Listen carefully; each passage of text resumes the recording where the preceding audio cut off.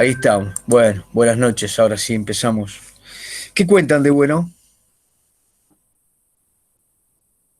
Vamos a ser honestos todos. Podemos decir por delante lo bueno que hay un feriado, ¿no? Primero, Sí, por supuesto, viene bárbaro para poder descansar un poco, pero también adelantar porque tenemos un parcial de historia mundial y bueno, ya se acercan las vacaciones de invierno y se viene la época de finales también. así es, Tomás. Así es, así es. Bueno, este. Bueno, y con lo demás, la verdad que no entré a mirar. ¿Cómo están con la entrega? Faltan muchos. Nosotros ya lo entregamos el trabajo, profesor. Sí, vi que hay unos cuantos entregados, pero no recuerdo quiénes eran. Digo, ¿hay falta todavía gente a entregar? El silencio quiere decir sí, o ya entregaron. No, no, al contrario, mi grupo ya entregó, por ejemplo. Muy bien, muy bien, muy Sí, bien. profe, nosotros entregamos también. Bien, bien, bien. Sí, nosotros también. Bueno, bueno, fenómeno.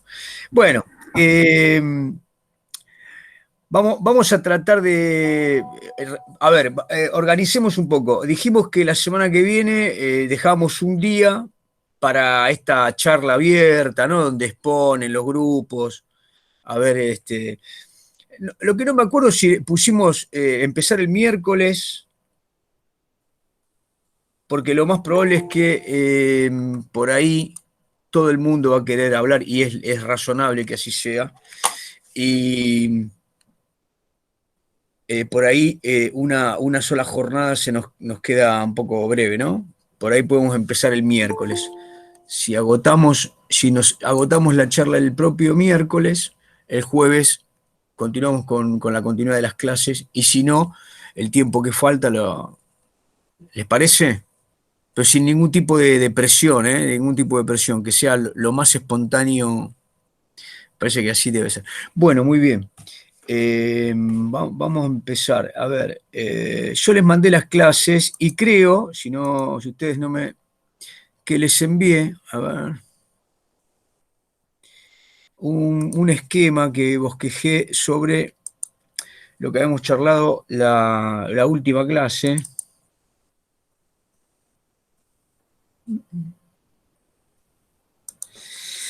Creo que se les envié.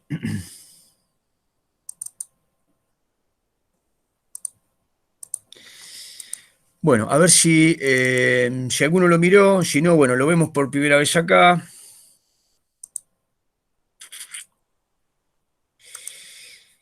Bueno, repasémoslo rápidamente. A ver, los que no estuvieron, estuvimos enfocando específicamente el radicalismo con sus etapas, tratando de ceñirnos a lo que estructura David Rock. Lo que estructura David Rock. Por ahí a mí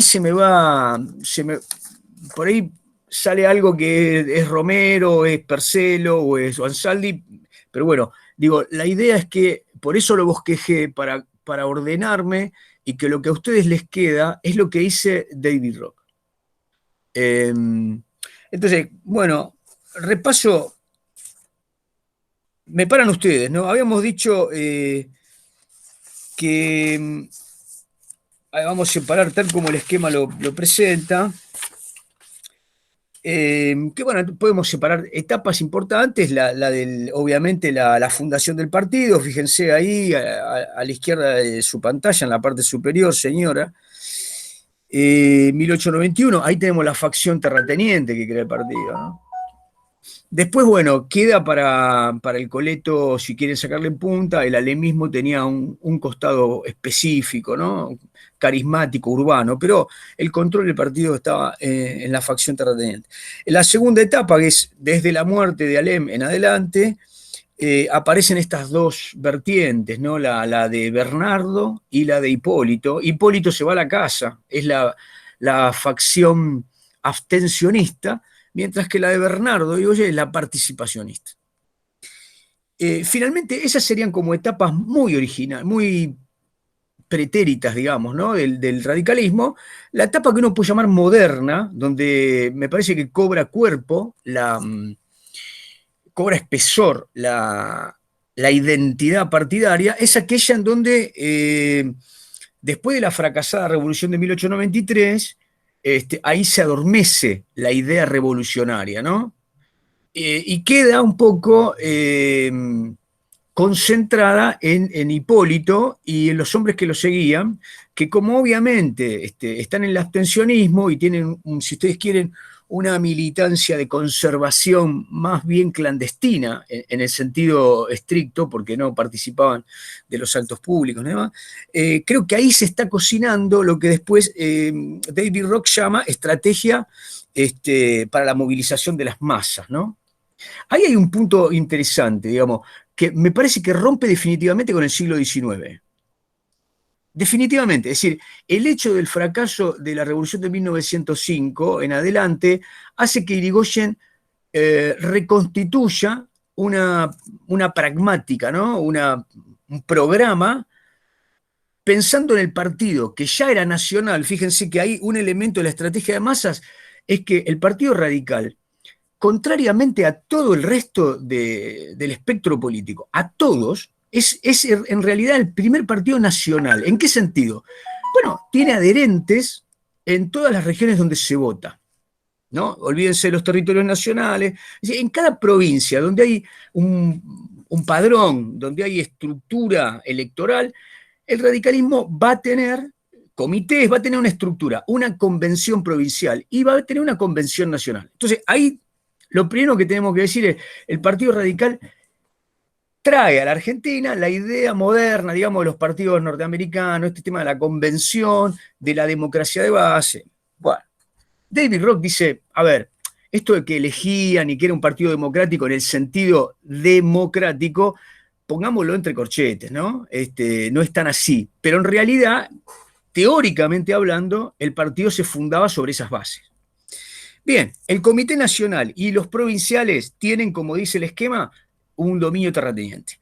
Mientras que los comités locales sí van a permear los sectores urbanos, los sectores menos afines a la política hasta ese momento, es decir, los que en realidad o pertenecían al clientelismo conservador, a la violencia conservadora, o en realidad no participaban. Ahí hay una novedad. Entonces, me parece que ese es un elemento, ¿no? del partido. El segundo es la incorporación por parte del radicalismo irigoyenista del sistema de caudillos de barrio, ¿no? Que David Rock lo llama sistema de patronazgo. Bueno, este sería un elemento que le da fuerza política por un lado y popularidad, es decir, esta cuestión de abrigar una especie de liturgia. Hay una liturgia radical en cada territorio, en cada barrio, en cada localidad, animada por la movilización, el congregacionismo, la boina blanca. Cada vez más el nacimiento de una especie de divinización de la figura de Hipólito, ¿no? De Hipólito Yrigoyen. Bueno, y ahí se va cocinando de alguna manera parte de esta estrategia de movilización de masa. Ahora, junto con eso, la parte que no se ve, que David Rock dice en términos, si ustedes quieren, negativos, es que hay una inexistencia de programa político. Es decir, el irigoyenismo es esta estrategia, esta parafernalia de una estructura político-partidaria en el sentido de aparato que gana elecciones o que se está preparando para ganar elecciones, para convocar para una dinámica de poder. Y en parte, David Rock lo explica en este sentido. Dice, la lógica de consumación del radicalismo como una gran fuerza se va dando siempre por una dialéctica de coalición. El sector terrateniente no deja de formar parte de los sectores dominantes, que son los que manejan las convenciones provinciales, arreglan, cuando digo arreglan, digo, modulan las líneas estratégicas de todas las elecciones provinciales y hacen acuerdos con la Convención Nacional, Pero el nacimiento del irigoyenismo tiene que ver específicamente con la captación de los sectores urbanos. Si Irigoyen trae algo al partido, es que trae los sectores urbanos, dice David Rock. ¿Quiénes son los opositores de Irigoyen? Fundamentalmente son los sectores alemistas que están más cerca del origen del partido, que está más cercano a los sectores terratenientes. Así que uno podría ir hilando esta idea de que la popularidad viene con Irigoyen y se enfrenta con los sectores que ven en Irigoyen dos aspectos. Primero, la popularidad. Segundo, después lo vamos a ver un poco más adelante, pero digo, trae Irigoyen una especie de criollismo plebeyo, que tampoco era muy afín al naciente radicalismo de 1891. Y por otro lado, la estrategia de masas creciente hace de Irigoyen una especie de factotum santón, un santón laico, ¿no? Un gran pontífice de ese movimiento, que en realidad se da de patadas con la organización democrática de base. El tipo construye desde una lógica vertical, ¿no? Construye de una lógica vertical. La Convención Nacional, las comisiones provinciales, los comités, ¿no? Y en el fondo, este es un elemento, si ustedes quieren, muy importante, muy potente en el análisis, es que en el fondo no hay programa posible, porque lo que el radicalismo está haciendo siempre es tratar de darle a cada sector parte de lo que pide. Por lo tanto, negocia con los sectores terratenientes parte de su demanda, que tiene que ver obviamente con generar una política devaluatoria. A la vez, no puede industrializar el país ni tener un proyecto, porque como defiende a los sectores medios, cualquier proyecto proteccionista, lo primero que hace es repercutir en el consumo medio, popular, y eso ahora obviamente aumentar el costo de vida para esos sectores. Y finalmente se atrae a los sectores urbanos del trabajo, intermedios, lo hace redistribuyendo la renta, no redistribuyendo la riqueza. El radicalismo no tiene ninguna intención, no hay ningún programa que diga vamos a redistribuir de manera más o menos violenta la riqueza. No hay Entonces, es un partido reformista, ahora llegamos a ese punto, ¿no? Bueno, ¿cómo termina el sistema de estrategia de movilización de masa? Bueno, con el clientelismo en los comités, ¿no? El clientelismo. Bueno, ahí yo puse reparto de comida, pero digamos, esto también tiene que ver con una estética, ¿no? Uno está convencido que el clientelismo comenzó en el siglo XX, pero más bien uno dice, bueno, mediados de siglo, el peronismo en adelante.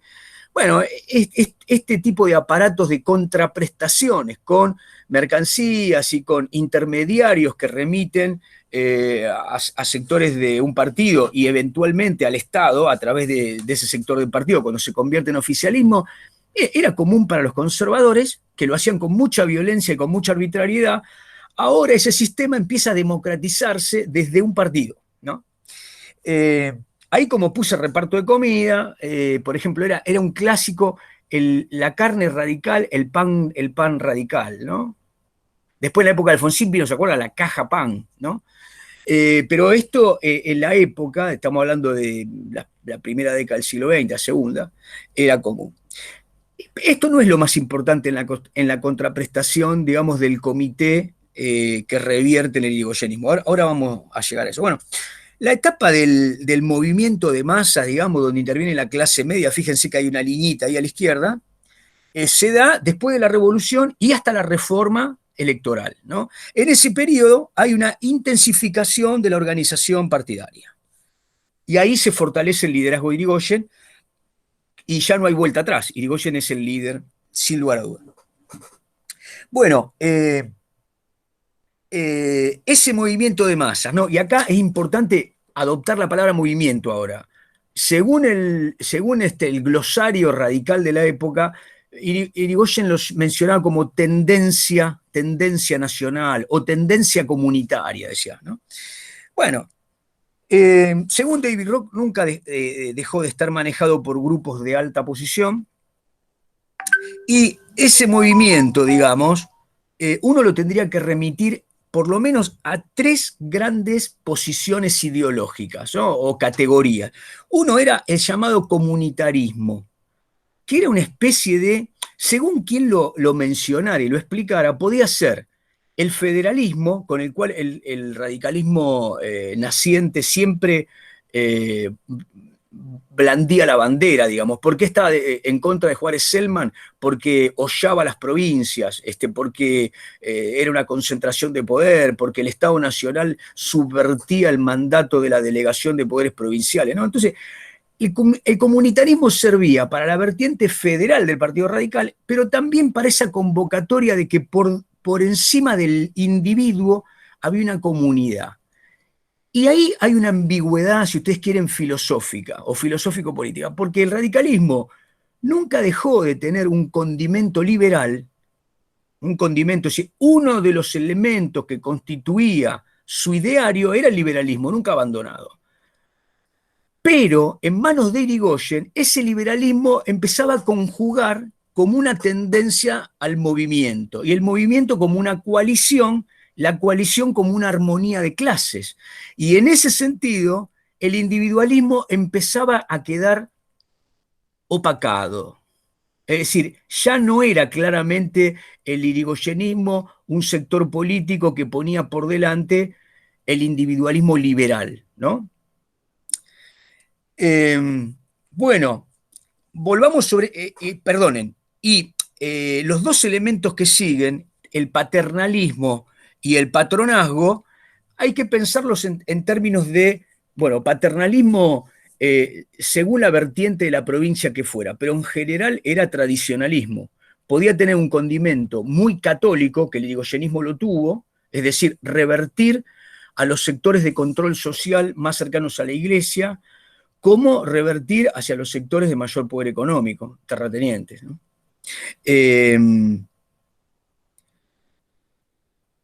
Después, el tema del paternalismo y el patronazgo, yo lo puse entre paréntesis. David Rock lo establece como un rango fundamental.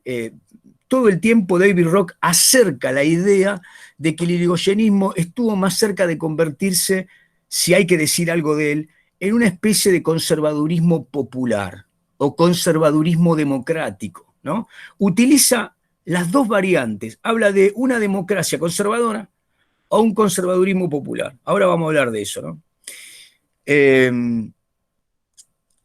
Bueno, desde el punto de vista de la ideología, habíamos dicho que había un carácter amorfo, ahí aparecía el liberalismo, el federalismo, algún condimento conservador, porque ahora vamos a ver qué pasaba con el radicalismo en términos de esa coalición nacional, ¿no?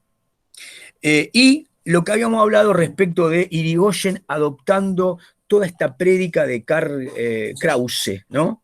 Krause, que era una especie de estoicismo panenteísta, o si ustedes quieren, una especie de síntesis de un panteísmo moderno con un deísmo, lo que daba lugar a que Irigoyen, como lo hizo, se definiera como un católico militante e hiciera del Estado una especie de reserva moral de la nación, sin ser un ultramontano. Es decir, Irigoyen no era un ultramontano, pero se permitía aparecer como un humanitarista católico, que es otra cosa, ¿entienden? Es decir, el catolicismo puede aparecer con una vertiente de humanismo frente al liberalismo. Después vamos a ver esta cuestión, ¿no? Esta es una época en donde aparece esto. Es interesante. En el caso de Irigoyen, lo que vamos a ver es que más bien Irigoyen lo remitía también a una clara adopción hispanista, históricamente hispanista. Bien. Como ustedes verán, claramente no se puede decir que el irigoyenismo tenía elementos novedosos, ¿no? En todo caso, si quieren, el krausismo, pero no más que eso. Bueno, la ideología, digamos, cuando uno dice qué cosa nueva tenía el radicalismo que venía a aportar en términos de estratificación social. Bueno, ahí aparece el elemento urbano. En muchos textos uno lee que el aporte fundamental para Hipólito Yrigoyen era la clase urbana y que llamaríamos clase media. Así que bueno, los sectores medios venían a hacer una nueva inspiración. Cuando digo una nueva inspiración, ¿a qué me refiero? Irigoyen y los sectores del irigoyenismo se van a acercar a todos los movimientos que tienen estos rasgos que el ascenso social del capitalismo de los años mediados de los 10 hasta los 30 emitían, evidenciaban. Por ejemplo, la reforma universitaria, ¿no? Por ejemplo, el pedido de arbitraje de algunos gremios que venía a poner una cuota, si ustedes quieren, novedosa, el Estado en un lugar central respecto de la lucha de clases, ¿no? Ahí se va a ubicar el irigoyenismo. Eso lo tenemos que tomar como fuentes aspiracionales de la clase media, ¿no? Ahí se ubica el irigoyenismo. Bueno, y después definitivamente no hubo propuesta de reforma social o de revolución o de industrialización. No aparecen esas palabras en el irigoyenismo. Ni revolución y tampoco aparece la industrialización.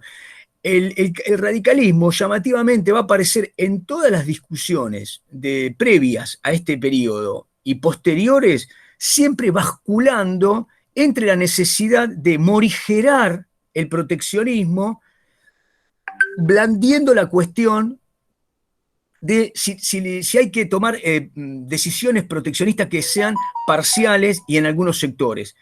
Es decir, no quiere que los sectores del consumo paguen el costo de la primera amortización del capital invertido, ¿no? Cosa que era totalmente cierta. El socialismo también hacía exactamente lo mismo y paradójicamente aparecían los sectores conservadores, el caso de Vicente Fidel López o el caso de Pellegrini, que son los creadores del Club Industrial, que después va a ser la UIA, planteando la necesidad de hacer un esfuerzo durante décadas. Claro, los esfuerzos lo iban a hacer los trabajadores fundamentalmente, no los consumidores, pero ese esfuerzo en aras de expandir un proceso de aporte de valor a las materias primas que producía la Argentina, fundamentalmente, ¿no? Bueno, entonces, bueno, por ahí estamos, ¿no? Con respecto a esto último, digamos, ¿no? Al tema de reforma social, revolución e industrialización, yo ahí les resalté en el esquema que claramente el radicalismo aparecía con estas actitudes conservadoras de jerarquía y armonía social, ¿no? Si uno lo tiene que ubicar en algún lugar, recuerden por ahí que este texto, de nuevo, les digo, es bueno hacerlo dialogar con Waldo Ansaldi en términos de de ese lugar en el cual el radicalismo va a ir ocupando un lugar central en el espectro político ideológico de la Argentina, en ese movimiento catch-all, ¿no? Por necesidad de ir definiendo su programática y expandiéndose, absorbe sectores, sectores que vienen del socialismo, pero de la derecha del socialismo, adopta sectores de las provincias, que son obviamente conservadores, y que se suman al partido. Ahí hay un tema también, ¿no? Acá estamos haciendo como un repaso así categórico, un generalizador de lo político, más bien yo diría analítico. Cuando uno lee un relato, una narración de los acontecimientos, de lo fáctico, de cómo se incorporó Irigoyen al gobierno y qué fue pasando, cosa que vamos a tratar de hacer ahora cuando termino con esto, uno se va dando cuenta que la dinámica del crecimiento radical también le plantea algunos hitos que son fundamentales para su desarrollo. Digo, en términos de cómo crece un partido.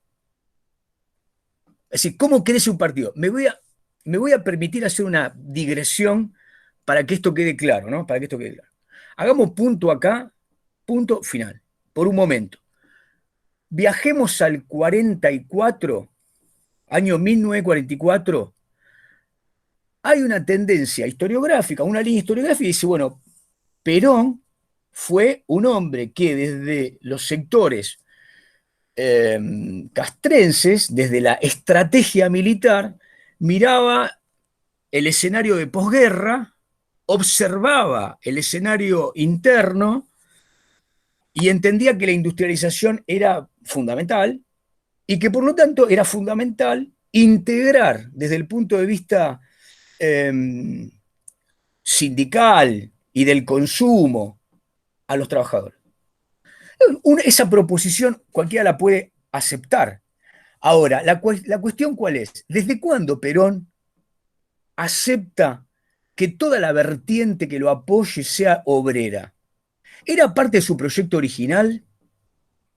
¿O los acontecimientos hicieron que tuviese que adoptar esa mecánica de crecimiento? Entonces, la línea que vamos a adoptar acá es explicar por qué razón, en general, se explica el peronismo como un movimiento de los trabajadores o de la sindicalización, cuando en realidad el Perón quería ser un árbitro incorporando empresarios. Y cómo los sectores empresarios del comercio y de la finanza le dieron la espalda. Y entonces uno dice, el 17 de octubre es una especie de definición. ¿De quién? ¿De Perón o de los trabajadores? ¿Fueron los trabajadores los que buscaron a Perón y lo convirtieron de hecho en el líder del movimiento? La respuesta puede ser un poco sí. Yo más bien, si tuviese que decir por sí o por no, diría, esa es la interpretación correcta. Cuando uno lee todos los esfuerzos que había hecho Perón previo a este movimiento para ser el árbitro, no solo del trabajo, sino del capital. Entonces, ahí uno lo que ve es que algunos elementos de la complejidad del escenario que le toca gobernar, que es económico-político y que tiene múltiples actores que también intervienen, ¿no? Genera en muchos casos un crecimiento que a lo mejor no es el proyecto original. Volvamos al caso que estábamos, que era el caso original de Irigoyen, ¿no? Algunas cosas vamos a decir en relación con eso. No son tan potentes como el caso que traje acá, del peronismo, pero en alguna medida tenemos que dudar de este tipo de definiciones, ¿no? Irigoyen, a ver, ¿cómo decirlo? Irigoyen, el hombre de la clase media. En realidad, el crecimiento del irigoyenismo parece un poco más complejo, más opaco, ¿no? Bueno, vamos al punto. Mejor dicho, a ese punto vamos a llegar en un minuto. Terminamos con este esquema. Desde el punto de vista de la práctica política, ¿no? Lo que dice David Rock es que el radicalismo manifestó, contrariamente a todo lo visto antes, una gran ubicuidad. Es decir, era un partido nacional con presencia en múltiples escenarios. Y, por ejemplo, esos múltiples escenarios lo presentaban con relaciones cuasi feudales en las zonas periféricas, ¿no? Aparecía con aspiraciones idealistas en las zonas urbanas. Y se podía presentar, por ejemplo, como el gran partido progresista de los jóvenes contra el tomismo universitario en Córdoba. Y hacer una reforma de un calado muy penetrante. Pero a la vez, el radicalismo tenía una voz en las provincias del norte que seguían manteniendo relaciones, como digo, serviles. Bueno, finalmente, digamos, rematamos este esquema con esta cuestión, ¿no? Que en términos de lo que podemos llamar práctica política, Irigoyen es definido por las masas urbanas que lo apoyan, y a partir de ahí, digamos, David Rock plantea la especie de una unión entre la versión irigoyenista de la tendencia comunitaria al unanimismo nacional. Es decir, la nación va camino de abrazar a todo el pueblo. Ese es el destino que tiene, la causa que tiene el radicalismo. Y en ese camino, digamos, Irigoyen entiende que tiene que sortear obstáculos. Lo que pasa es que esos obstáculos estaban en contra de lo que decía el partido. Por ejemplo, esos obstáculos eran el Congreso, esos obstáculos eran los opositores de las provincias. Ahí Irigoyen empieza a negar, en ese crecimiento empieza a negar los propios límites que el propio partido se había dado desde su fundación en adelante. Es decir, como leímos acá, respetar la Constitución, los tres poderes, ¿no? El sufragio libre, etc. No hollar el federalismo de las provincias. Ahí Irigoyen empieza a desdecir en el gobierno buena parte de lo dicho en el periodo previo. Bueno, sobre esto, algo,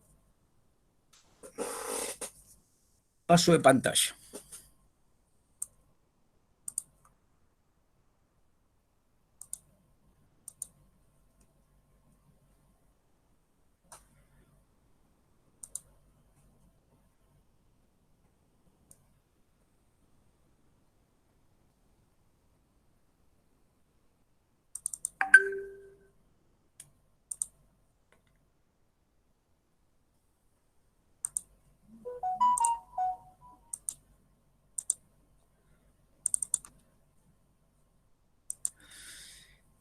Bien. Bueno, en esta parte también va a haber algunas cosas que ya dijimos. Vamos a ir más rápido.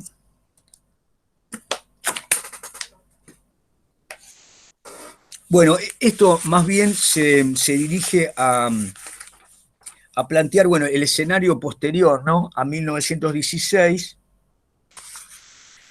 Hay una partecita en el esquema que me olvidé de escribir, se las voy a decir, ¿no?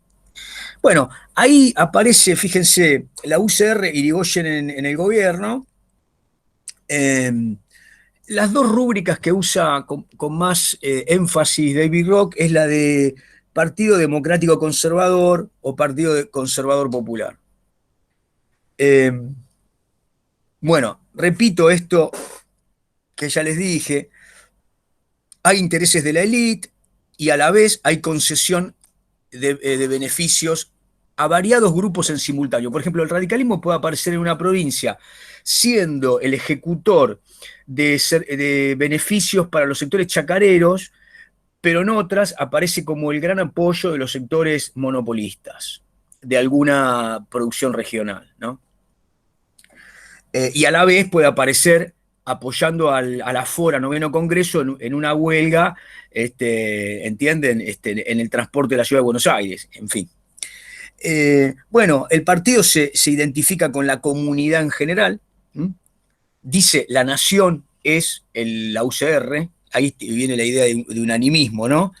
Que yo puse entre paréntesis, esto se puede pensar como una búsqueda hegemónica, es un hegemonismo de carácter voluntarista. Bueno, les reitero esto, lo dice David Rock, los lazos con la clase media le impidió, por el tema del consumo, promover la industrialización. Y el tema de fondo, cuando el irigoyenismo decía el tema de la reparación social, creía fuertemente en el tema de la reparación, pero no creía en el trasvasamiento de parte de la riqueza, sino solamente en modificar la pauta de distribución, ¿no? Y en ese sentido, bueno, es que el radicalismo tiene una política para redistribuir la pauta salarial, pero hasta ahí llega, ¿no? Bueno, en el plano ideológico, repetimos, aparece paternalismo, comunitarismo, y la posición personal de Irigoyen, ese aire cesarista, plebiscitario, ¿no? Y Krauss. Plebiscitario sería, explicado fácilmente, digamos, la democracia plebiscitaria es el que cree que una vez que ganó la elección, por el hecho de ganarla le da la posibilidad de tener, digamos, la delegación de otros poderes, por ejemplo, hacer inaudible las minorías, ¿no? Que también tienen representación. Y entender que se suspenden todo tipo de otros espacios donde se debate el poder en términos de la elección, ¿no? Bueno, acá hay un tema nuevo, digamos, si van ahí a la parte donde dice Partido Democrático Conservador y Conservador Popular, bueno, el partido es una alianza de la élite y la clase media, pero hay un elemento nuevo que no existía con los conservadores, ¿no? Que es el tema de que a partir del ascenso de Irigoyen al gobierno, el Estado va a estar abierto a el ingreso de una nueva burocracia, ¿no? Y de los sectores liberales, a ver, de los profesionales liberales, es decir, abogados, arquitectos, es decir, toda aquella segunda y tercera generación de inmigrantes, en algunos casos primera generación, ingresan al Estado a partir de esa apertura. Acá hay un gran hito en la historia del Estado argentino. Para el conservadurismo, para todos los que habían perdido el poder, este es un elemento central de la degeneración de la gestión pública. Es decir, a partir de ese momento van a decir que el irigoyenismo es un movimiento deleterio, ¿no? Es decir, el irigoyenismo viene a degenerar el servicio público estatal.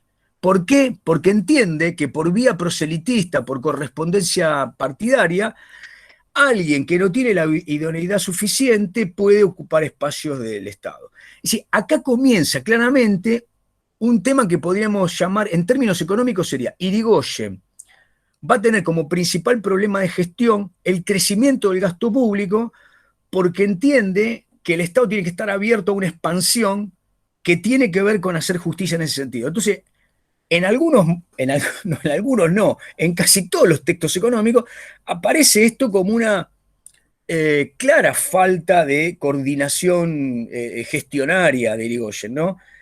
Pero dicho por quién, por el propio Alvear, que entiende que si hay algo sobre lo que hay que volver es sobre el ajuste de las cuentas. ¿Qué dice la derecha en general y los conservadores? Dice, bueno, lo que ha pasado es que, por ejemplo, el Correo Nacional había que expandirlo, o la escolarización masiva había que expandirla, o había que expandir los caminos, o había que expandir una cantidad de agencias por el crecimiento de la población argentina. Pero ese crecimiento no había que hacerlo con los partidarios que no sabían cómo hacerlo, ¿no? Entonces, ahí hay un punto que en general se ideologiza en el periodo, porque la oposición que le dice a Irigoyen, le dice, esa es una chusma idónea. Cuando dice chusma, ya lo que estamos discutiendo no es si eran idóneos o no eran idóneos. El problema para los conservadores era que no pertenecían a la clase decente, a la clase bien pensante, a los formados en el circuito universitario de la sociabilidad de la élite. Este es un punto que los irigoyenistas defienden como un... A ver, el Estado está abierto en forma igualitaria al pueblo. Entonces, esa consigna es muy válida desde el punto de vista popular. Lo que queda en el medio es que hay una exorbitancia del lado irigoyenista que ustedes pueden buscar por ahí, googlean y aparecen las imágenes de los periódicos que le hacían puya a Irigoyen, digamos que lo tomaban como con comicidad, hoy diríamos los memes de Irigoyen, y aparece él como un monarca repartiendo digamos, se le caen papeles que dice puestos del Estado, ¿no? El tipo repartía lugares en el Estado como una forma de contraprestación proselitista. Así, ya no había solamente pan y carne, sino que había puestos en el Estado. Bueno, ese va a ser un elemento central contra el irigoyenismo, contra el radicalismo a partir de mediados de los 20. La derecha nacionalista, que vamos a hablar en la próxima clase, pero sobre todo los conservadores, dicen, el problema acá es que hemos roto la idoneidad de la República en términos de la vertiente del número. Es decir, como el irigoyenismo o el radicalismo son más, pueden llevar a cabo la ejecución de esta barbarie. ¿Y qué dicen los conservadores y en la derecha? El problema no es el irigoyenismo, el problema es la ley Sáenz Peña. Y entonces, a partir del año 25, luchan contra el irigoyenismo, pero dicen el irigoyenismo no es en definitiva el culpable. Acá lo que tenemos que remover es esa ley que igualó en términos aritméticos la democracia, ¿no? Es decir, hay que terminar con esa ley, que es el problema. Bien, volvamos al esquema. Bueno, una cosa que dice David Rock, que yo lo resalté ahí, es que la UCR acepta la dependencia, ¿no? Y el capital extranjero. Y otra cuestión que está en duda, digamos, se menea bastante, las posiciones de Irigoyen en el año 28 y 29 son muy debatidas en relación al petróleo, sobre todo, y en relación a las posiciones norteamericanas. Acá, miren, hay dos bibliotecas. Hay una biblioteca más cercana a los movimientos nacionales y populares que hacen a Irigoyen uno de los que comienza con posiciones antiimperialistas, en particular antinorteamericanas. Y otra vertiente, en realidad, pone a Irigoyen como más bien como una continuidad del proceso de relaciones exteriores. Yo creo, humildemente, que hay hitos de la historia de las relaciones exteriores en donde Irigoyen marca una diferencia. Parte de la ruptura personal que tiene con Hipólito es que Irigoyen mantiene en la intervención argentina después de la Primera Guerra posiciones de neutralidad y posiciones de respeto a la autodeterminación de los pueblos. Es decir, la Argentina con Irigoyen no juega a favor de los que ganaron la guerra, expone una neutralidad que uno diría pacifista, pero también protector de los vencidos o protector de las normas que debían funcionar, ¿no? Y que no funcionaron. Entonces, ahí Irigoyen aparece, digamos, en un lugar distinto, claramente distinto, a las relaciones internacionales de Roca, ¿no? Y después de su hijo, del hijo de Roca, que claramente se sientan en la Cámara de Valores británica y declaran que se sienten muy cómodos siendo parte del coloniaje británico. Es decir, ahí hay una distancia importante, ¿no? Sin embargo, tampoco me parece razonable caer en los extremos que caen algunos historiadores de partido, por ejemplo, Del Mazo, o en algún caso Félix Luna, en la biografía de Irigoyen, plantean directamente a Irigoyen como una especie de una de las cabezas del liderazgo del antiimperialismo norteamericano naciente, ¿no? Eh, por esta época hay dos o tres cabezas, digamos, ¿no?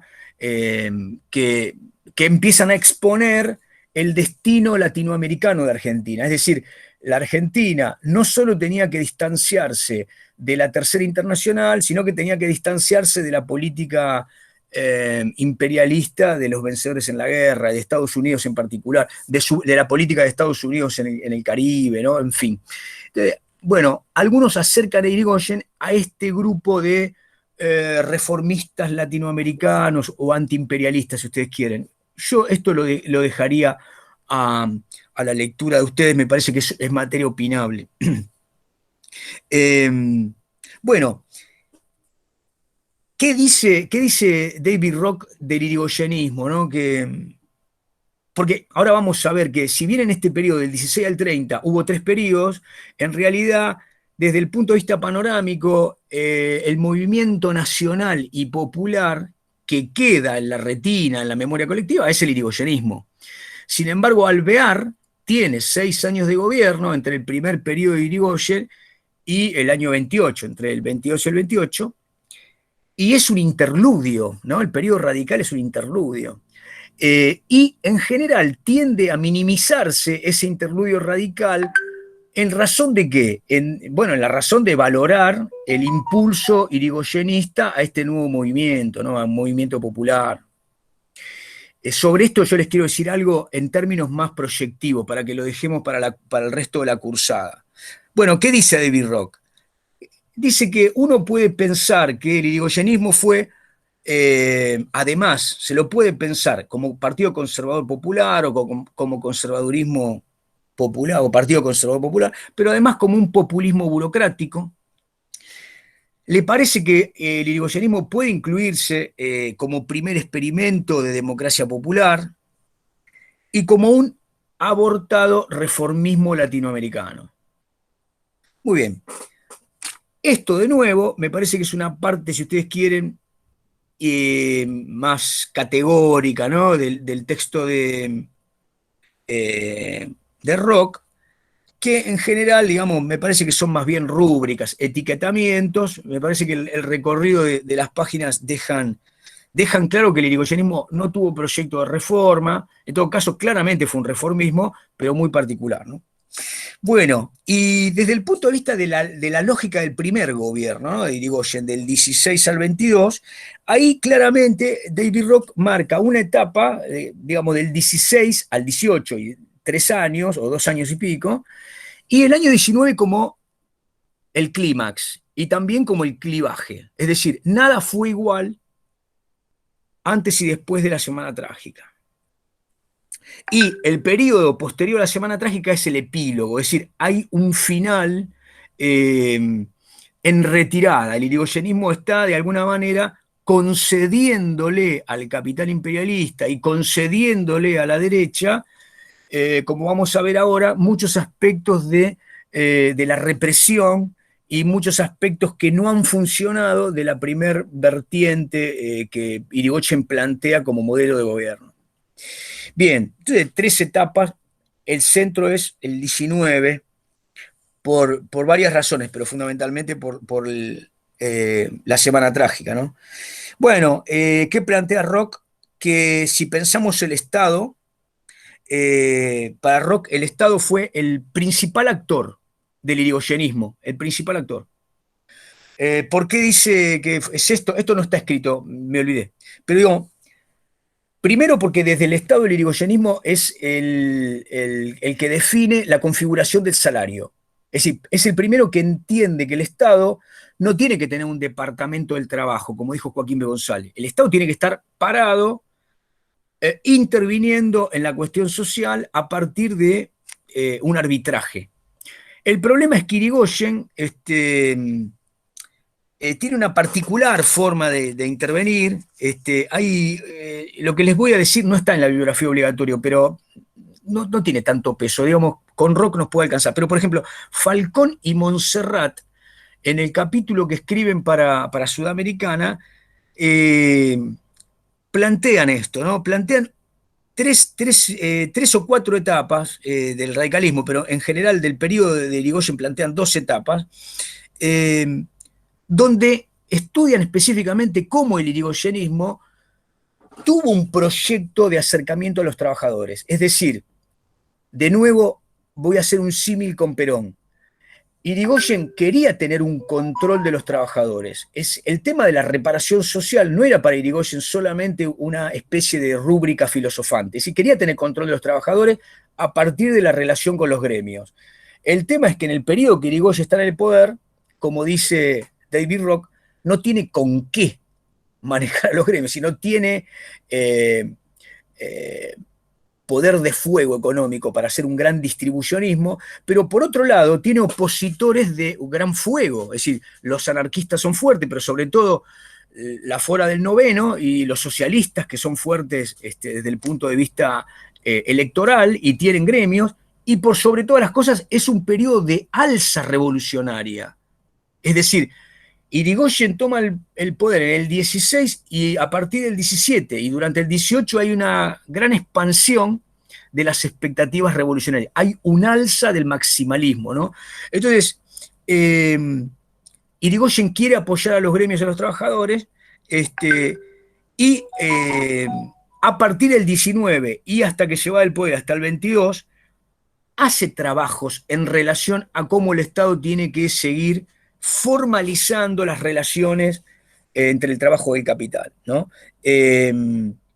Mucho de lo que empezó Irigoyen en el periodo que va del 20 al 22 se van a convertir en muchas leyes de protección al retiro, lo que llamaríamos jubilaciones, pensiones, acuerdos colectivos, convenios colectivos de trabajo de muchísimos gremios, los más grandes, que llevó a cabo después Alvear, pero el proceso de constitución y de diálogo había empezado durante el periodo de Irigoyen, ¿no? Bien. ¿Por qué llega esto? Esto tiene que ver con la configuración del salario. Este es un elemento importante, ¿no? Bueno, otro elemento respecto a que el Estado es el principal actor, dice Palacio y también Falcón que al irigoyenismo le toca gobernar el periodo agropecuario exportador, digamos, consolidado, donde las relaciones con el mercado externo, con la inversión de capital, me refiero a ferrocarriles, cerealeras, es decir, es el periodo de madurez de ese modelo económico. Pero, sin embargo, ese periodo es el que tiene menor crecimiento, el que tiene un periodo de grandes crisis. Claro, cuando uno mira la panorámica general, se encuentra con que el crecimiento en general es 4 puntos por año. Ahora, cuando enfocamos el periodo que le toca gobernar al radicalismo, pero particularmente Irigoyen, vemos que desde el punto de vista de los precios de lo que vendía la Argentina, o desde el punto de vista de la caída de las cuentas nacionales, tiene crisis.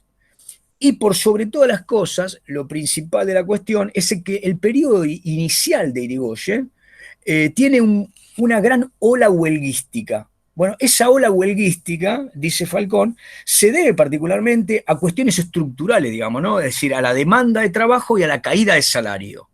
Bueno, esto repercute, además de la revolución bolchevique, en una gran alza revolucionaria, es decir, demanda de condiciones de trabajo, de alza salarial, no solamente en los gremios que estaban conducidos por el anarcosindicalismo, el sindicalismo revolucionario, ¿no?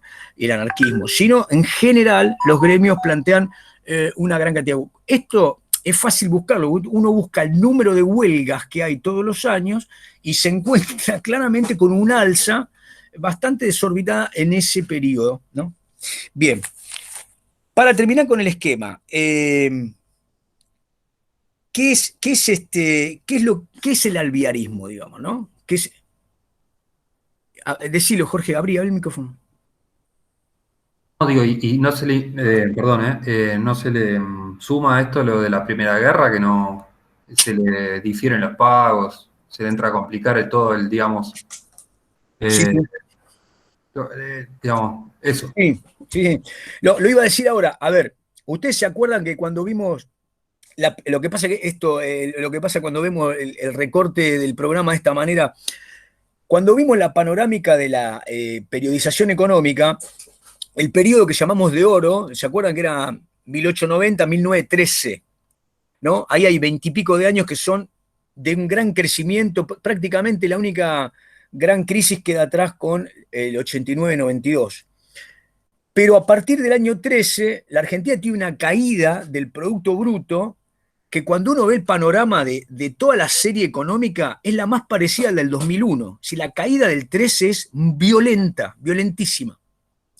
Y se recupera levemente el 14, el 15, pero de nuevo, en el año 16, para decirlo fácil, la Argentina sigue en retracción, está creciendo, pero está volviendo del piso que tuvo en esa caída, que es la caída previa a la Guerra Mundial. Entonces, ¿qué pasa con la Guerra Mundial? La Guerra Mundial lo que produce claramente es un alza de las bodegas, es decir, el costo de la bodega para transportar en el Atlántico crece a niveles que hacen que sea muy antieconómico exportar. Entonces, por la caída de la renta y por la convulsión que genera la propia guerra, donde hay obviamente peligro en el comercio internacional, cae el comercio internacional, ahí claramente tenemos años que son malos, muy malos, desde el punto de vista económico muy malos. El irigoyenismo entraría dentro de esa crisis y no se recupera. Yo diría que el primer periodo hasta el 19 prácticamente,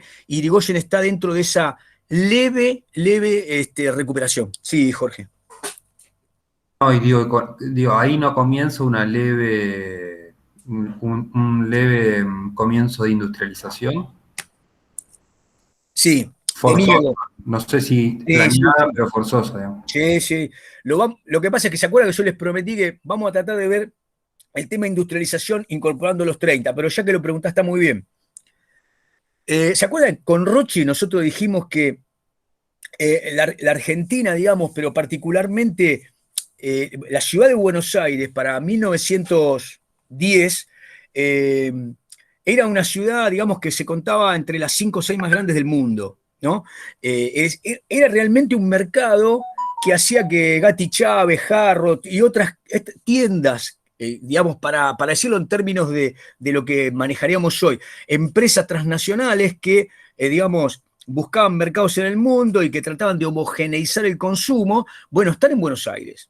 Y algunas más pequeñas después se trasladan a Rosario y a Córdoba. La Argentina tiene un crecimiento muy importante.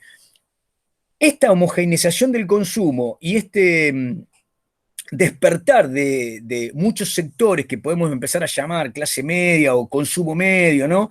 Que Adamowski lo marca como la búsqueda del prestigio, ¿no? Por vía de una cantidad de hitos identitarios, es decir, la casa, el confort, el hogar, es decir, aparece toda una serie de patrones de consumo que lo que hacen es profundizar la demanda industrial.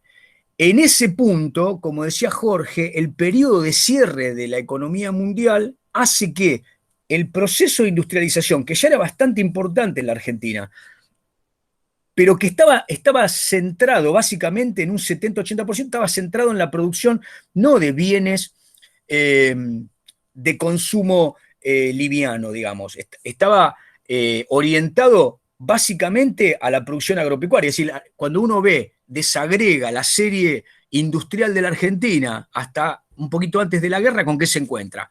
Bueno, se encuentra básicamente con que los capitales están centrados en lo que llamemos industria, lo asociado al ferrocarril, lo asociado a los molinos, lo asociado a las curtiembres, después al frigorífico. Sin embargo, en ese periodo crecen mucho más de lo que venían creciendo otros rubros, como puede ser el asociado al consumo popular. Plantas embotelladoras, bebidas, cerveza, panificado. Es decir, hay un crecimiento de la producción nacional orientada al consumo interno y hay también un crecimiento muy importante de lo que Bellini dice la ISI, la industrialización por sustitución de importaciones, que viene a reemplazar todo aquello que este periodo de cierre de la economía le impone al mercado local. Entonces se empiezan a hacer reemplazos en una cantidad de rubros, en algunos no se pueden y hay faltante, pero por ejemplo en rubros como el metal mecánico, la fundición, asociados al ferrocarril, en muchos rubros como el eléctrico hay un crecimiento. En el tema de la maquinaria agrícola hay avances. Entonces, todo ese escenario podemos llamarlo como una industrialización por sustitución de importaciones que tiene una aceleración en ese periodo. Y lo que se acuerdan cuando hablamos de esto hace muchas clases atrás, yo les decía que para algunos autores, el caso de Corol y Bellini, el periodo radical aparece en las series económicas de la historia argentina económica como el periodo,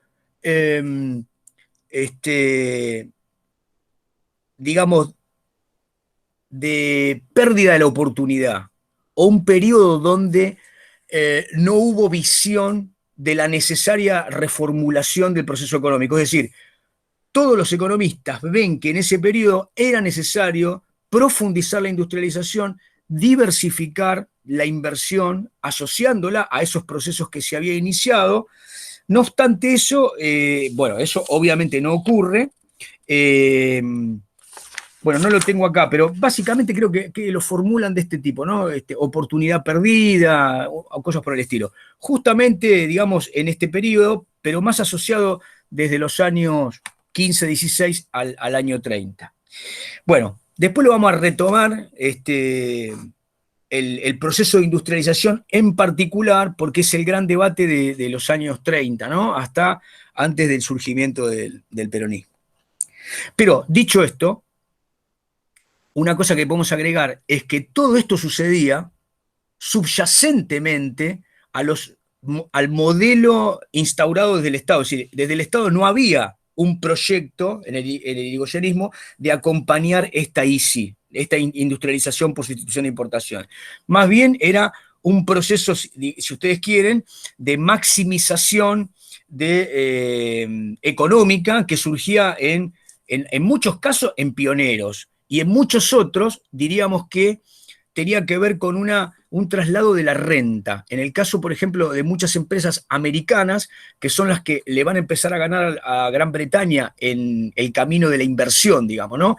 Desde los años 10 en adelante, de cada 10 pesos o 10 partes invertidas, la mayor cantidad de partes va a ser norteamericana.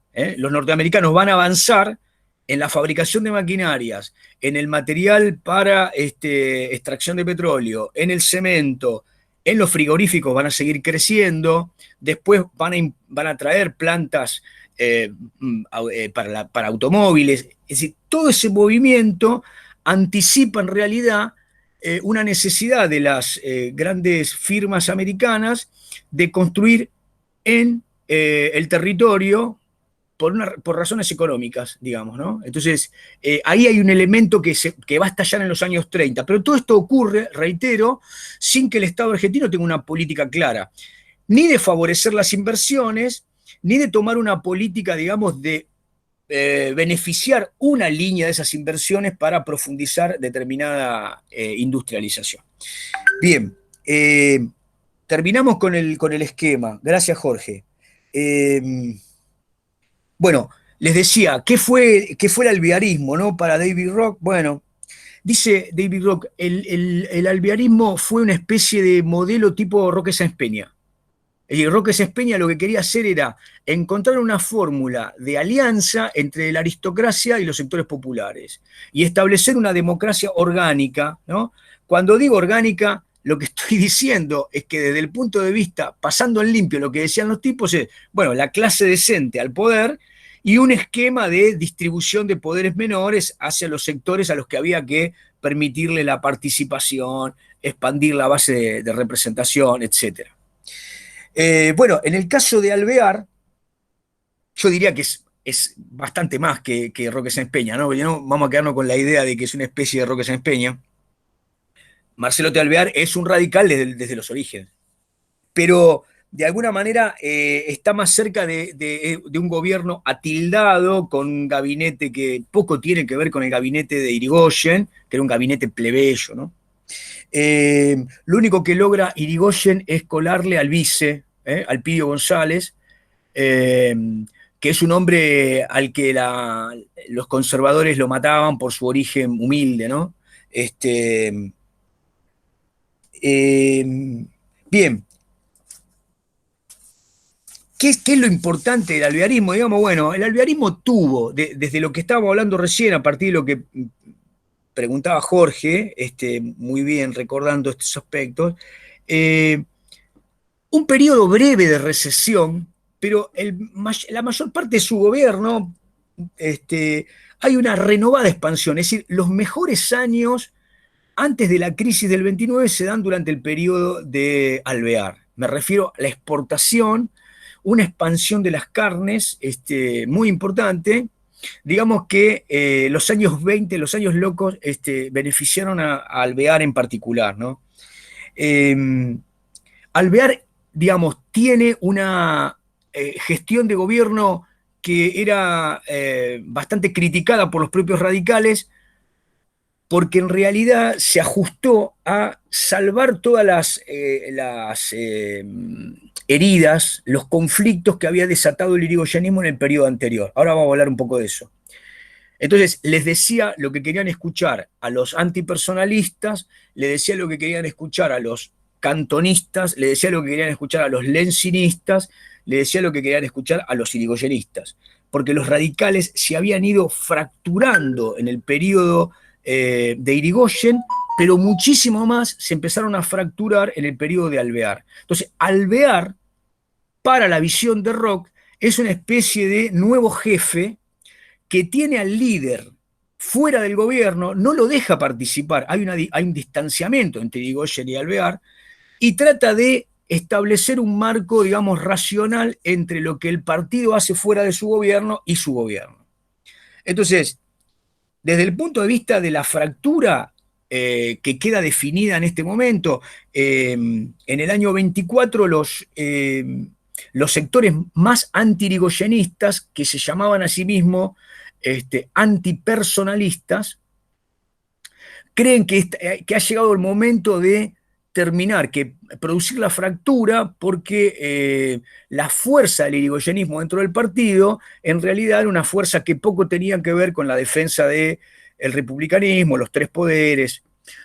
En general había cierto avasallamiento, ahora lo vamos a repasar, y entonces le proponen a Alvear que van a enfrentar a Irigoyen en la próxima elección, sucesión presidencial.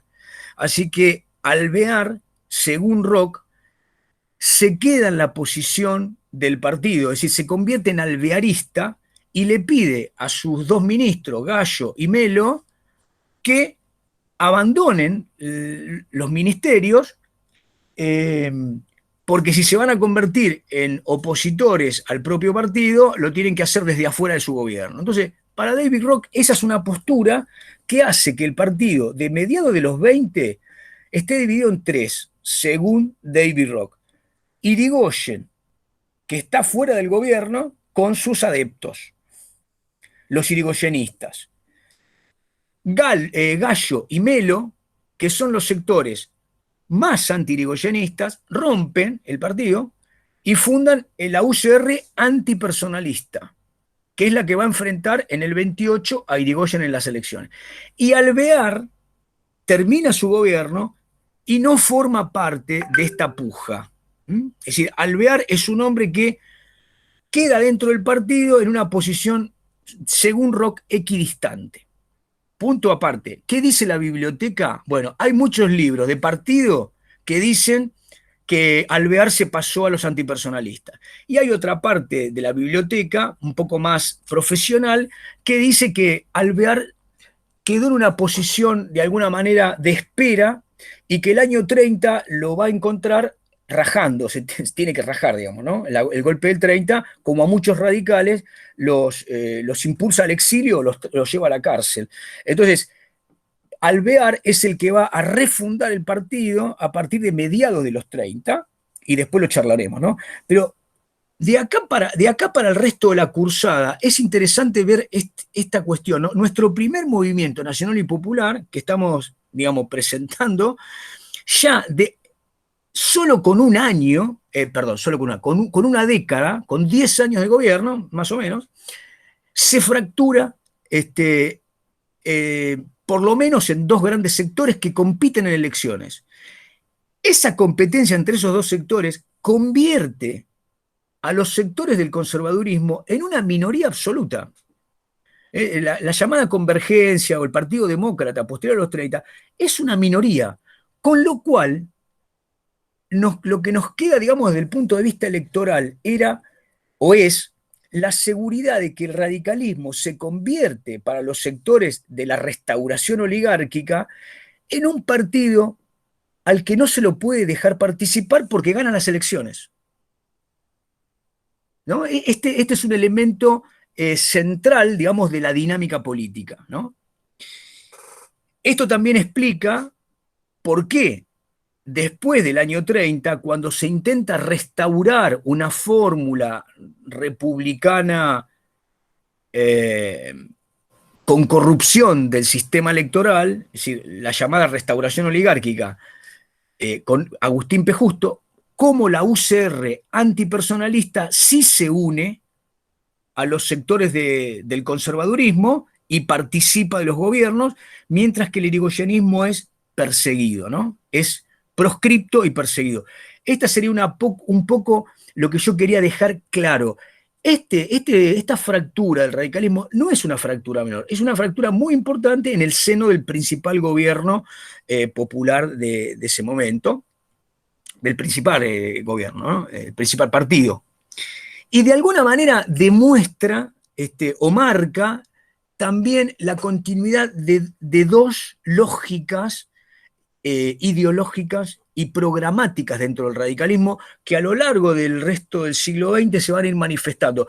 Una versión más institucionalista, menos faccionalista, que vira y se coaliciona con los sectores del poder de hecho, digamos, con los factores de poder, y un sector más cercano a la tendencia movimentista popular, que sería el irigoyenismo, ¿no? Bueno, en términos más o menos de categorías, podríamos andar por acá, ¿no? Ahora, algunas cosas que le fui diciendo y que son importantes para explicar. Bien, vamos si quieren, con la parte económica, ¿no? Que se las mencioné, y como la verdad que no alcancé a hacer un esquema, lo que tengo es un mamarracho, me da vergüenza ponérselo en la pantalla.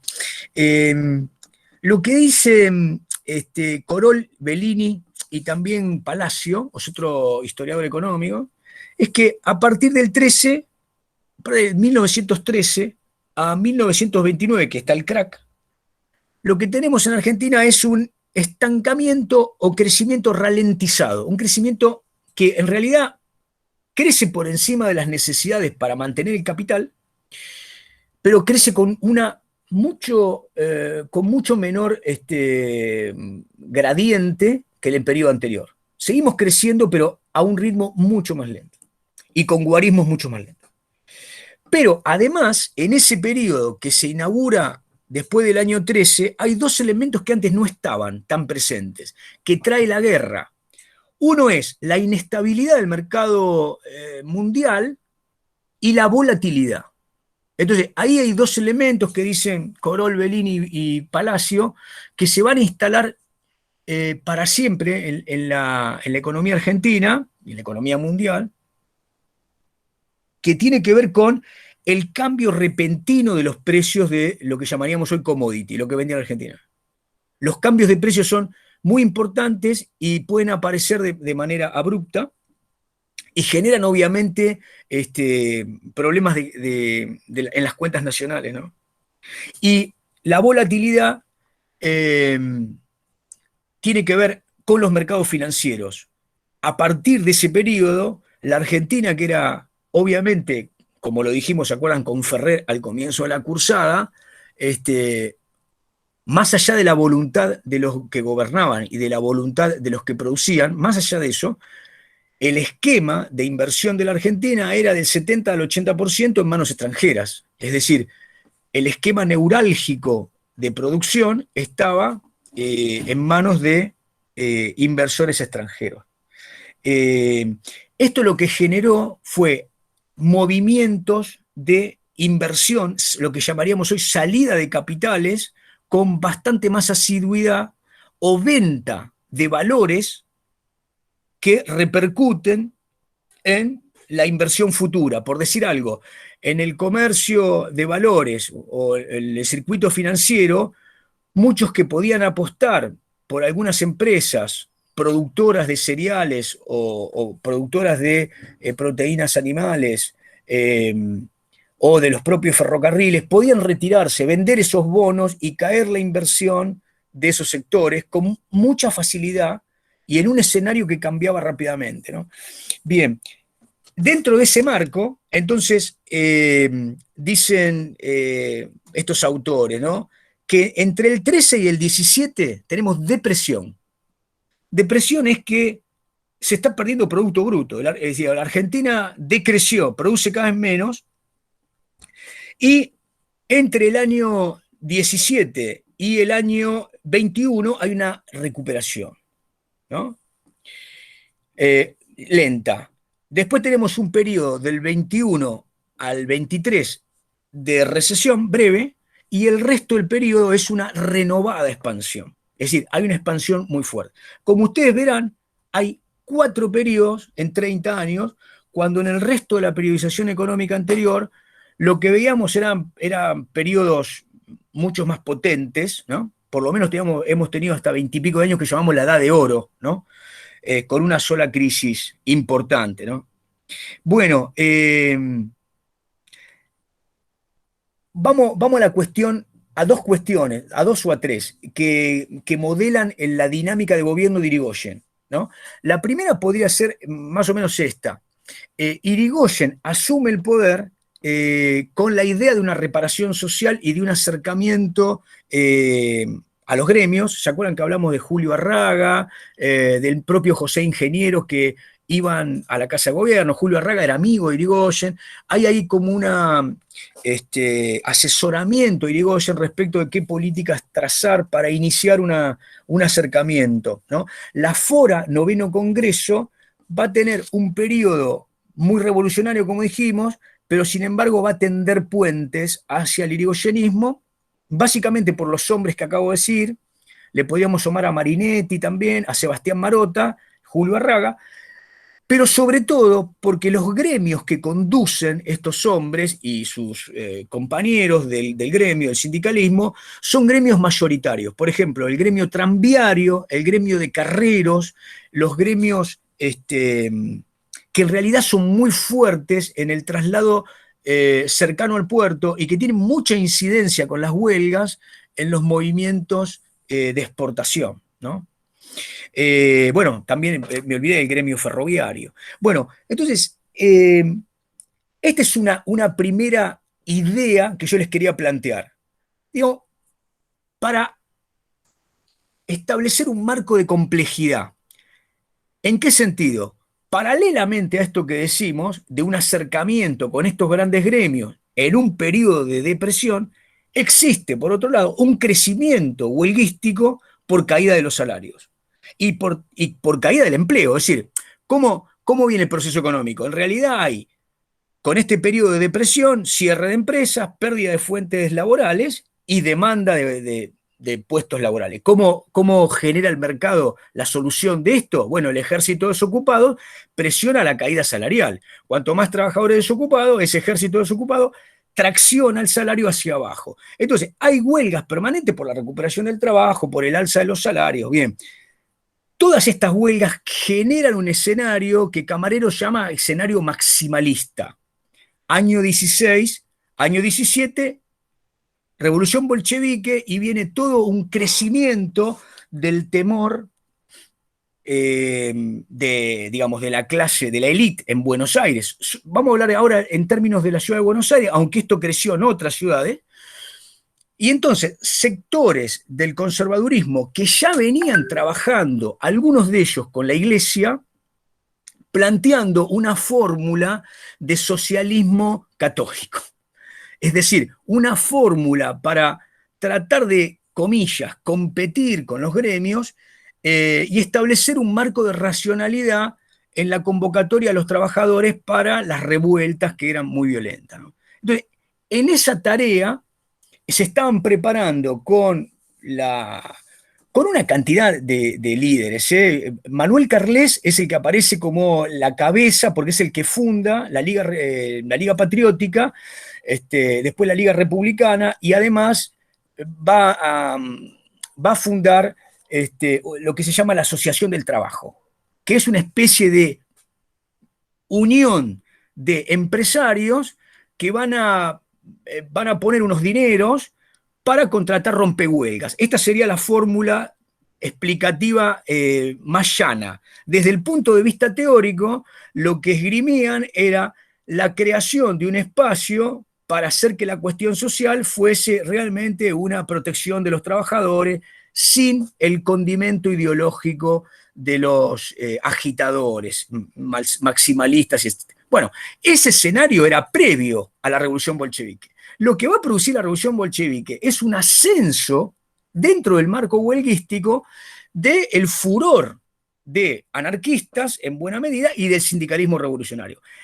En ese contexto sucede el evento de la Semana Trágica. Quiero parar acá. Si uno se para y mira la Semana Trágica, uno puede sacar como primera conclusión, miro el periodo y digo, bueno, en el periodo de Irigoyen hubo una fuerte represión, una matanza con los trabajadores en huelga. Pero en realidad el contexto del escenario previo a la Semana Trágica y durante la Semana Trágica, en realidad pone una gran complejidad para el gobierno de Irigoyen. Vamos a desarrollarlo. ¿Era Irigoyen partidario o cercano a los sectores que yo acabo de mencionar? Es decir, a Carles, a Del Oro Maini, al obispo, en absoluto. En realidad, Irigoyen más bien aparecía como el sector plebeyo, si ustedes quieren, y maximalista para estos sectores. Entonces digo, en el escenario hay que pensar en la complejidad de los actores sociales. Perdón, profe, ¿te puedo hacer una pregunta? Sí. Estos sectores liderados o con figuras así más resonantes de Carles, ¿es entonces el que planteaba lo del socialismo católico? ¿Eso que habías dicho? ¿Está bien? Pues sí. Me mareé. Sí. Digo, es bastante complejo, pero digo, a ver, para ponerlo blanco sobre negro, desde un periodo previo, yo diría desde el año 10, más o menos, aparece en el escenario de los discursos de la aristocracia, de la élite, una mención permanente a los sectores extranjeros, inmigrantes, dicho de manera muy xenófoba, racista, y con un grado de particular categorización como sectores peligrosos. Es decir, el discurso empieza a plantear que la nación argentina, la patria argentina, debe ser defendida de los sectores que han colocado explosivos en la puerta del Congreso, en la puerta del Teatro Colón, para cometer un magnicidio contra el presidente de la Nación, y a partir de ahí abogan por un relato que dice más o menos lo siguiente: el Estado argentino recibió a los inmigrantes, le dio condición de habitante, le concedió los derechos civiles que tienen todos los ciudadanos, les permitió el progreso, y lo que recibe es la destrucción de los bienes públicos, el ataque contra los representantes del pueblo, en fin. En todo ese contexto, lo que se hace desde los sectores del Estado y de los sectores conservadores que empiezan a tener un discurso que ya no es liberal positivista, es positivista en el sentido spenceriano. ¿Qué quiere decir esto? Dicen, estos que vienen y tienen este manejo de la violencia son delincuentes, y esa delincuencia está asociada a una condición que no es la del trabajador natural. ¿Se acuerdan del texto de Joaquín B. González? El tema de mejorar la sangre y demás. Bueno, en ese discurso, la xenofobia deja planteado claramente elementos antisemitas vinculados a los maximalistas. En el año 1919, mucha prédica de estos hombres que salen con fusiles a rematar a los que estaban combatiendo por el lado de los trabajadores, asociaban ruso, el ruso en general eran los hombres, las familias que venían de la Europa del Este, que en general eran judíos, pero se les llamaba acá a todos con la rúbrica rusos, eran ucranianos, bielorrusos, etc. Bueno, todos eran familias que en general tenían un condimento en su origen judío. Entonces, vemos en los textos que aparece un discurso fuertemente autoritario, violento, y ese discurso se materializa en lo que podríamos llamar los primeros grupos paramilitares que no pertenecen al Estado, no pertenecen a la Iglesia, no pertenecen a un partido político, pero aparecen en un escenario público sin que nadie los pueda detener. Hay algún punto. ¿Los querían detener? Entonces, la pregunta que podríamos Claro, hacer... porque vos habías mencionado que a Carles lo usa, de hecho, Irigoyen para las intervenciones provinciales. Sí. O sea, Para que ustedes entiendan, Carles es un hombre público, es un abogado, es decir, pertenece como tantísimos hombres, como Ernesto Palacio, como Irasusta, como muchos que vamos a nombrar ahora, como Leopoldo Lugones, pertenece a lo que uno podría llamar sectores conspicuos. El problema es que no es Carles el que sale en un automóvil con una carabina a disparar. ¿Me siguen?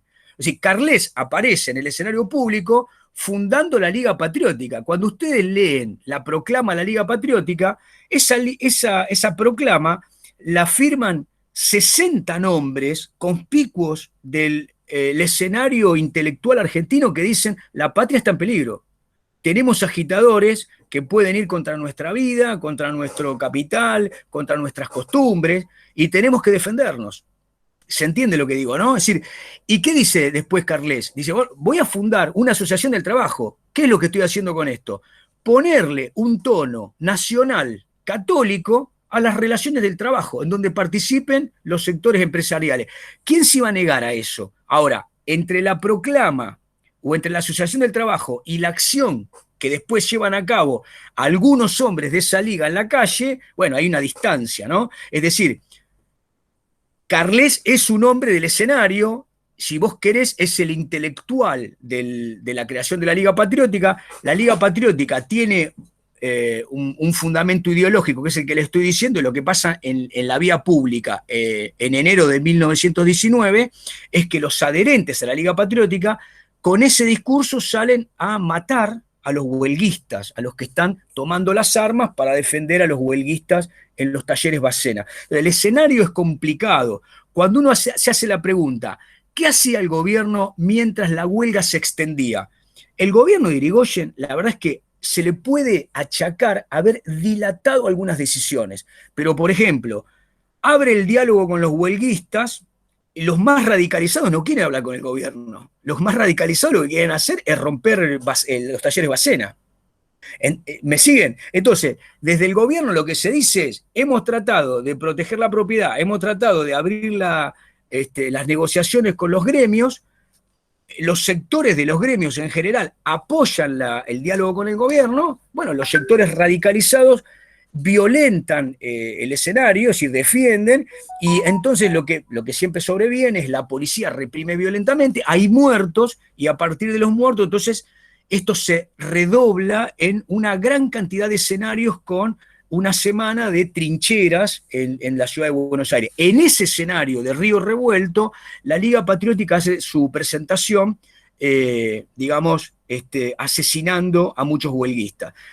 Entonces, Este es un hecho capital para el periodo de Irigoyen, pero también es un hecho capital para las fuerzas, sobre todo para el sindicalismo revolucionario, para los sectores más radicalizados y para los sectores que toman las armas. A partir del 19 y después del periodo de la Patagonia, digamos 1921-1922, estos escenarios en general no solamente presentan una violencia inusitada de parte del Estado para reprimirlos, sino que presentan otro escenario. La mayoría de los sectores gremiales, los sindicatos en la mayoría optan por la vía pacífica. No apoyan a esos sectores radicalizados. ¿Entienden? Entonces, ahí se ve la complejidad, pero también lo que se observa a partir del 19 es que producto del escenario al que el gobierno ha sido llevado, cuando digo ha sido llevado, ¿a qué me refiero? Después del saldo luctuoso de enero del 19, lo que está claro es que la mayor responsabilidad le cabe al propio Irigoyen y a sus ministros. Entonces, Irigoyen claramente, a partir del 19, empieza a conceder desde los actos gubernativos a los sectores más recalcitrantes de la lucha contrarrevolucionaria, a los sectores que persiguen a las direcciones más radicalizadas de los gremios. Empieza una represión violenta. Uno podría decir que a partir de este periodo, Irigoyen empieza a conceder a derecha.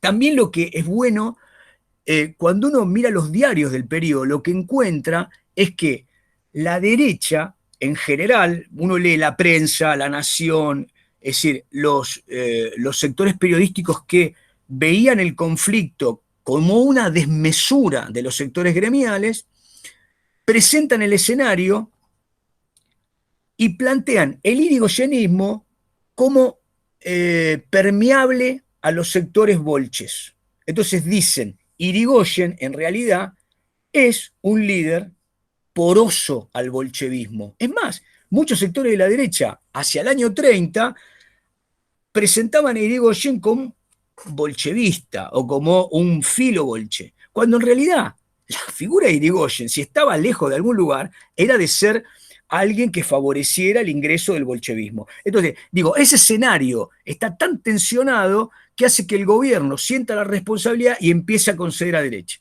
Por izquierda, los sectores del socialismo, los sectores, digamos, los gremios en general, pero sobre todo el socialismo, ¿qué dice Irigoyen? Irigoyen es un fascista. Irigoyen es un fascista clásico. Es decir, reprime, está a favor de los sectores del poder, está a favor de la continuidad de los medios de producción y de los sectores propietarios. Entonces, ahí hay dos discursos que son tan extremos y que presentan un escenario muy tenso. Claramente, digamos que si este es un periodo de climas y de clivaje, termina de resolverse, entre comillas, termina de tensionarse y estallar en las huelgas de la Patagonia. Ahora, el tema del sur, como dijimos la vez pasada, ¿se acuerdan cuando hablábamos de la jurisdicción de los territorios nacionales, ¿no? Hablando de Roca, me parece que hablamos de el escenario de nuestra Patagonia y en particular del extremo sur, va teniendo algunas condiciones que son muy poco comparables con la ciudad de Buenos Aires, y a mí me gustaría más bien pensarlo desde la posibilidad del gobierno de los conflictos en esos escenarios, ¿no? Susana Bandieri y Marta Bonaudo escriben un capítulo en el libro que dirige Falcón, el libro del radicalismo. Se los menciono solamente como referencia, no porque lo vayamos a leer. Pero ellos en ese capítulo no toman las huelgas en la Patagonia y la represión violenta de la Patagonia como único conflicto.